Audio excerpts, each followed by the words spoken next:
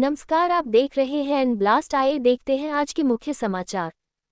जब सूरज चौधरी के आरोप के बाद मीडियाकर्मी अवधेश प्रसाद के निवास शहादतगंज उनका रिएक्शन लेने पहुंचे तो उन्होंने बाइट देने से इनकार करते हुए कहा कि कैमरा बंद करो, जिस आदमी का कोई स्टेटस नहीं, कोई हैसियत नहीं, उसके चक्कर में मत पड़ो और ना मेरा समय बर्बाद करो। कोई राष्ट्रीय मुद्दा हो तो बताओ, कोई बड़े मुद्दे पर हमसे बात करो, यह कोई मुद्दा नहीं है।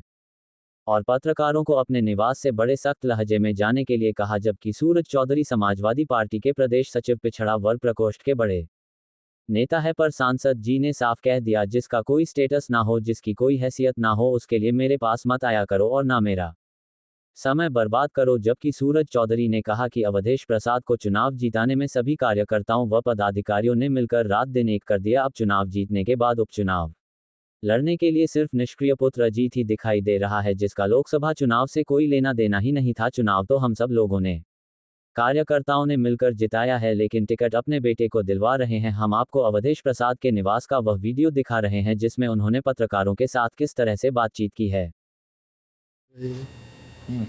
बस इस बारे में आपका क्या कहना है? कौन लगा रहे हैं? सूरज चौधरी का छोड़िए, ऐसा है जिसकी कोई हैसियत ना हो, छोड़िए, इसको बंद करिए, बंद करिए। ऐसे उन्होंने आप पर आरोप लगाया। अरे छोड़िए यार, तो मत अपना पक्ष रखिए ना। अरे छोड़िए, जाइए आप। क्या बात करते हो, ऐसे लोगों को समय बर्बाद करते हो मेरा? नहीं, लेकिन उन्होंने एक बात अरे छोड़िए यार, इसलिए तो हम आए हैं। नहीं छोड़िए। उन्होंने 50,000 वोट से हराने का वो किया, दावा किया है। अरे भाई, अरे ऐसा है कि वोट तो भैया जनता का है ना। नहीं, वो तो सही है, ठीक है, वो तो आप कहीं और ऐसे लोगों जिनका कहीं कोई स्टेटस ना हो, ऐसे लोग हम नोटिस नहीं देते। नहीं, हाँ, अपना समय नहीं। आपसे प्रार्थना है कि ऐसे लोगों से आप समय न बर्बाद करो और उनकी बात को लेकर मेरे पास नहीं, कोई बड़ा मुद्दा हो देश स्तर का, ऐसे मुद्दों से मुझसे बात करो। चलिए ठीक, समझ गए? आज माननीय अवधेश प्रसाद जी की वजह से जो है पार्टी मैंने जो है छोड़ दी है। मतलब उनके जो नीतियां हैं, उनके जो क्रियाकलाप हैं, समय समय पे समाजवादी पार्टी को बेइज्जत कराने का, इसी वजह से अपने प्रदेश सचिव पद से जो है पिछड़ा प्रकोष्ठ में प्रदेश सचिव थे, तो आज मैंने पार्टी छोड़ दी है। पार्टी छोड़ने की माननीय अवधेश प्रसाद जी द्वारा कहा गया था कि 2022 में जब हम पार्टी में ज्वाइन हुए तो उन्होंने कहा था कि आपको बड़ा नेता बनाएंगे और मौका मिले तो आपको चुनाव भी लड़ाएंगे, और उनका साथ दिया। 2022 में वो विधायक बन गए। उसके कुछ दिन बाद संयोग से लोकसभा जब चुनाव होना था तो उस समय मैंने पूछा कि मंत्री जी, जो अगर आप चुनाव लड़ेंगे, आप विधायक हैं मिल्कीपुर की, यदि सीट खाली हो जाएगी तो हमको मौका दिया जाएगा?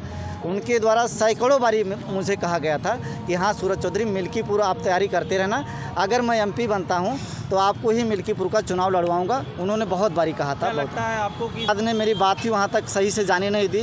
पार्टी के 3-4 जो अपने उनके चाटुकार हैं, उनकी ही बातें बताते हैं कि अजीत प्रसाद ही चुनाव जीत पाएंगे। आपने ऊपर राष्ट्रीय अध्यक्ष से मैंने संपर्क किया तो यहाँ की जो ग्राउंड रिपोर्ट है, वो राष्ट्रीय अध्यक्ष को हमें लगता है झूठी रिपोर्ट दी जा रही है, जबकि पूरी जनता, जिले भर में दुष्प्रचार हो रहा है कि उनके जो लड़के हैं अजीत जी, तो वो क्षेत्र में नहीं रहते, उनका बड़ा विरोध है। लेकिन इन सब बातों को उनको नहीं बताया जा रहा। टिकट माननीय मंत्री जी ने अपने लड़के को दिलाने के लिए जो है, जो एकदम क्षेत्र में निष्क्रिय हैं, सांसद जी से पूछा तो मोइन खान को भी नहीं जानते थे, जिसकी वजह से अपने इतना भद्रा करा लिया। भदरसा कांड में सांसद जी के साथ तमाम फोटो वीडियो सब कुछ वायरल था, और जब उनसे मीडिया कर्मियों ने पूछा कि उनको जानते कि नहीं जानते, तो एक रेप पीड़िता के बारे में हिंदी हमेशा बोलते हैं, लेकिन उस दिन अंग्रेज़ी बोल करके समाजवादी का भद्रा उतरवा रहे हैं।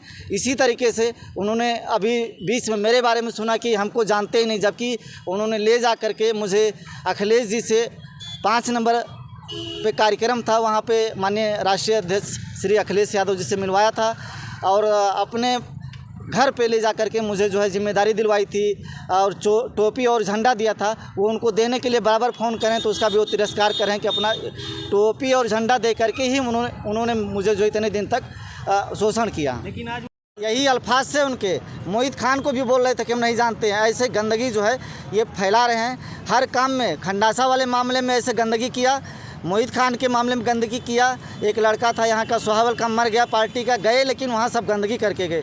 तो पार्टी के ऐसे जो परिवारवादी लोग हैं एकदम गंदगी फैला दे रहे हैं। बहुत पार्टी को ये लोग नुकसान कर रहे हैं। मैं उनके साथ हज़ारों फ़ोटो है, वीडियो है, पार्टी कार्यालय द्वारा जारी किया लेटर है, मैं आप लोगों को अभी शेयर कर दे रहा हूं, उसको देखिएगा कितने झूठे हैं। इसीलिए इनका नाम जो एक क्षेत्र में बदनाम हुआ है, एक नाम है, नाम नहीं लूँगा मैं, लेकिन इसीलिए इनका नाम वो उपनाम इनको मिला हुआ है कि इनका कार्य कैसा है। इतना बड़ा झूठ बोल रहे हैं, क्या बोले मैं इनको कि मैं पार्टी में हूँ नहीं।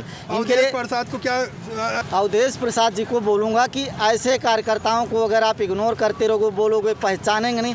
मैं आपके साथ रात दिन लगा मरा, चुनाव आपको विधानसभा और लोकसभा जिताने के लिए अपना दिन रात एक किया, रुपया पैसा गर्दा किया, और आप अब कह रहे हो कि हमको पहचानते नहीं हो।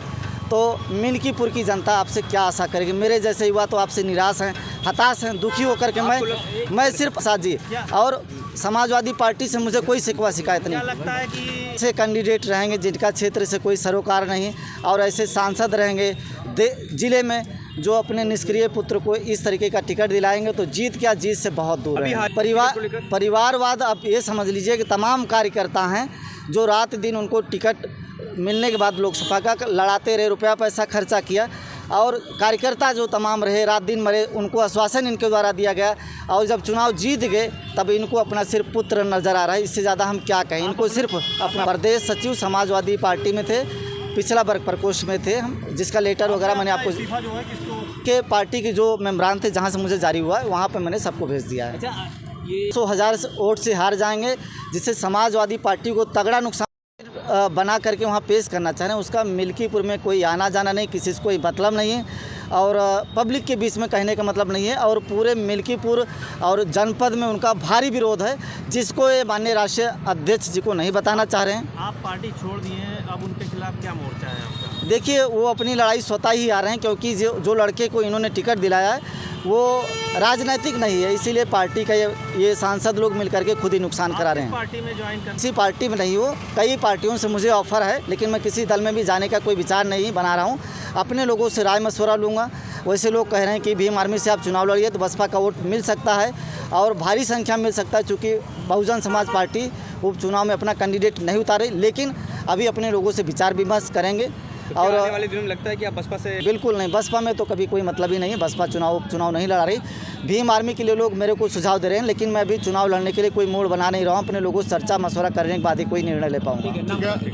प्रदेश सचिव समाजवादी पार्टी के थे, वो पिछड़ा वर्ग प्रकोष्ठ में, जो मंत्री जी माननीय झूठ बोल रहे हैं, और वो लेटर उनका खंडन करता उनके वक्तव्य का, कितने वो झूठे हैं कितना सच्चे हैं। मैंने वीडियो आप लोग को शेयर कर दिया, उनके घर का वीडियो है, उस वीडियो में खुद मौजूद हैं।